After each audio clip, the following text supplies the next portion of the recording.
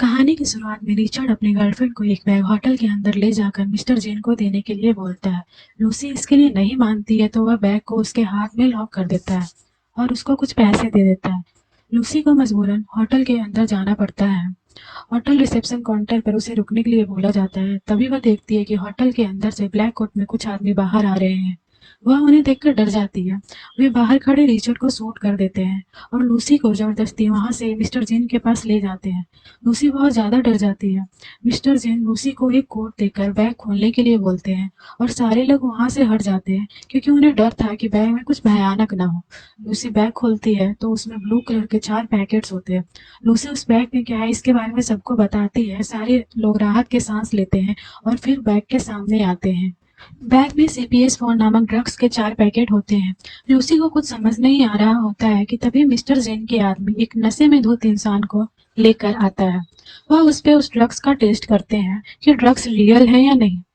Drugs असर करने पर वह पागलों की तरह हंसने लग जाता है। इसे देखकर मिस्टर जेन के आदमी भी हंसने लगते हैं। फिर मिस्टर जेन उसे शूट कर देता है।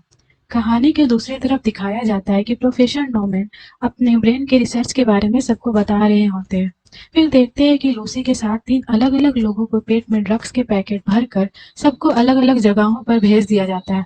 लूसी के सामने एक आदमी आकर उसके साथ गलत करने की कोशिश करता है। लूसी के मना करने पर वह उसे बहुत मारता है और चोट पेट में लगने की वजह से ड्रग्स के पैकेट फट जाते हैं।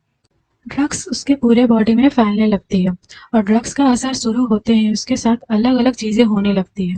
ड्रग्स शरीर में जैसे जैसे घुल रहा होता है वे पूरे फ्लोर पर रोल होने लगती है। उसका पूरा बॉडी हवा में उड़ने लगता है। फिर वो अपने ऊपर नियंत्रण करके चुपचाप बैठ जाती है। बाहर से वही आदमी अंदर आता है जो उसे मारा था। लूसी उसे मारकर गन लेकर एक कैब में हॉस्पिटल जाने लगती है। रास्ते में उसके साथ बहुत कुछ अलग हो रहा था। जैसे वे सारे लोग फोन पर क्या बात कर रहे थे वे सुन पा रही थी। वे बहुत कुछ महसूस कर पा रही थी जैसे अर्थ रोटेशन, ग्रेविटेशन।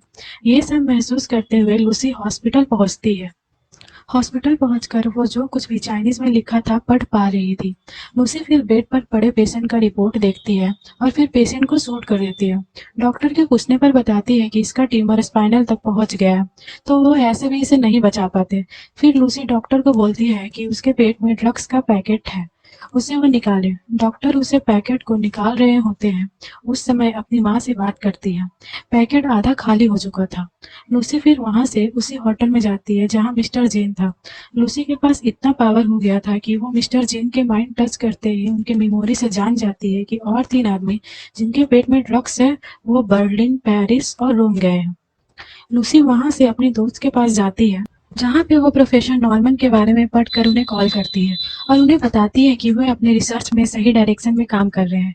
वे अपने ब्रेन के अनलॉक होने के बारे में भी बताती है और फिर उनसे 12 घंटे में उनके लैब में मिलने बोलकर चली जाती है। फिर लूसी पुलिस की मदद लेती है और ड्रग्स के बारे में पुलिस को बताती है। लूसी के बताए गए जगहों पर जाकर पुलिस उन तीनों जिनके पेट में ड्रग्स था उनको एयरपोर्ट पर ही पकड़ लेते हैं। मिस्टर जेन के डिटेक्टर ये सब देख रहा होता है। उन सबको पकड़वाने के बाद लूसी प्लेन से उनके पास जा रही होती है तो वातावरण ठीक ना होने के कारण उसके सेल का रीजनरेशन बहुत ज्यादा होने लगा। उसके बॉडी से सारे सेल बाहर आने लगे। सारे लोग वहां पर बहुत शॉक्ड थे। वे लूसी की मदद करना चाह रहे थे लेकिन उन्हें कुछ समझ नहीं आ रहा था। लूसी जल्दी से जाकर खुद को वॉशरूम में लॉक करती है और उस ड्रग्स का थोड़ा सा पार्ट ले लेती है। होश में आने के बाद वे अपने आप को हॉस्पिटल में पाती है। वे बाहर निकलती है तो बहुत सारे पुलिस वाले वहां होते हैं। लूसी एक को छोड़कर जिससे वो मदद मांगी थी सारे को बेहोश कर देती है। वहां से वो और पुलिस वाले दोनों उन कैदियों के पास जाते हैं जिनके पेट में ड्रग्स था। रास्ते में लूसी अपने पावर यूज करके मिस्टर जिन के फोन पर की गई बातें सुन लेती है और उस ड्रग्स के पास सही टाइम पे पहुंच जाती है। मिस्टर जिन के आदमी वहां पहले से ही पहुंचे होते हैं और वह उन ड्रग्स को उनके पेट से बाहर निकालकर जैसे ही बाहर जाने वाले होते हैं वैसे ही लूसी पहुंच जाती है। मिस्टर जेन के आदमी वहां से जाने की कोशिश करते हैं तो लूसी अपना ब्रेन पावर का यूज करके वहां पर इमेजिनरी दीवार बना देती है जिससे वे बाहर नहीं जा पाते हैं। उसके पास अब इंसान को कंट्रोल करने की भी पावर आ जाती है। वे अपने पावर से सबको हवा में लटका देती है और ड्रग्स का पैकेट उनके पेट से निकालकर वहां से उस पुलिस वाले के साथ प्रोफेसर नॉर्मन के पास जाती है। लूसी के पीछे मिस्टर जेन और उसके आदमी भी आ जाते हैं। लूसी सारा CPS-4 सोख लेती है ताकि वो ब्रेन का 100% यूज कर सके। पुलिस वाला मिस्टर जेन और उसके आदमी को बाहर रोक रहा होता है। लूसी ब्लैक सब्सटेंस में कन्वर्ट हो जाती है और टाइम ट्रेवल करके वापस आती है और एक न्यू जनरेशन कंप्यूटर का निर्माण करती है। फिर वो एक ब्लैक चिप को प्रोफेसर को दे देती है जिसमें वो सारा इंफॉर्मेशन जमा कर रखी होती है और फिर वो वहां से गायब हो जाती है।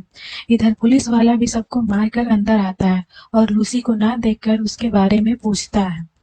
तो उसके फोन में एक मैसेज आता है, आई एम एवरीवेयर। यहाँ पे स्टोरी खत्म हो जाती है।